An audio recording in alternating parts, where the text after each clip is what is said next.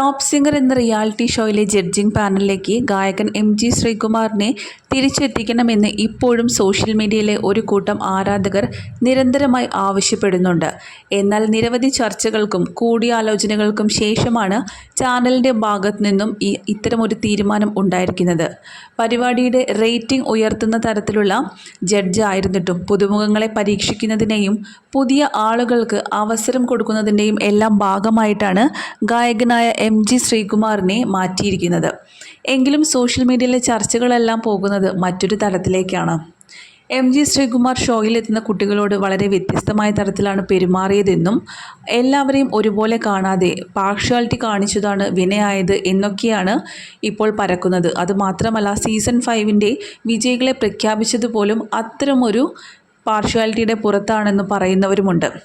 മികച്ച നിരവധി കുരുന്ന് ഗായകര പ്രതിഭകളെ സംഗീത ലോകത്തേക്ക് എത്തിക്കുന്ന റിയാലിറ്റി ഷോയാണ് ഫ്ലവേഴ്സ് ചാനൽ സംപ്രേഷണം ചെയ്യുന്ന ടോപ്പ് സിംഗർ. 2 ആഴ്ച മുമ്പാണ് ഷോയുടെ 5ാം സീസണിന് അവസാനം കുറിച്ചത്. അതിനു പിന്നാലെ 6ാം സീസൺ ആരംഭിക്കുകയും ചെയ്തു.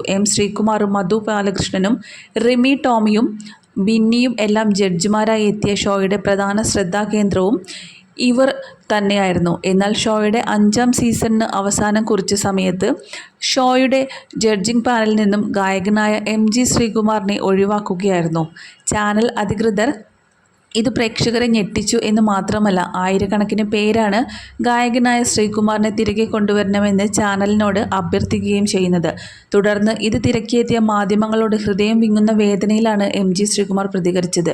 MG സാറ്, ഒരുപാട് കമൻറ്റുകൾ വരുന്നുണ്ടല്ലോ, ടോപ്പ് സിംഗറിലേക്ക് തിരിച്ചു വരാൻ എന്ന് മാധ്യമപ്രവർത്തകർ ചോദിച്ചപ്പോൾ ചിരിച്ചുകൊണ്ടാണ് അദ്ദേഹം മറുപടി നൽകുന്നത്. ഇല്ല, ഇനി ഞാനില്ല ടോപ്പ് സിംഗറിലേക്ക്. പ്രേക്ഷകർ ഒരുപാട് പേർ എന്നെ വിളിച്ചു വരണമെന്ന് ആവശ്യപ്പെടുന്നുമുണ്ട്. പക്ഷേ ചാനലിൽ നിന്ന് എന്നെ ഒഴിവാക്കിയതല്ലേ, പിന്നെ ഞാൻ പോകുന്നത് ശരിയാണോ? അവർ വിളിക്കട്ടെ, അവർ വിളിച്ചാൽ ഉറപ്പായും ഞാൻ പോകാമെന്നാണ് വേദനയോടെയും പ്രതീക്ഷയോടെയും അദ്ദേഹം പറഞ്ഞിരിക്കുന്നത്. ഇപ്പോൾ ജയചന്ദ്രനും മധു ബാലകൃഷ്ണനും ഗായിക ആരാധ്യ ദയാലുമാണ് ജഡ്ജിംഗ് പാനലിലിരിക്കുന്നത്.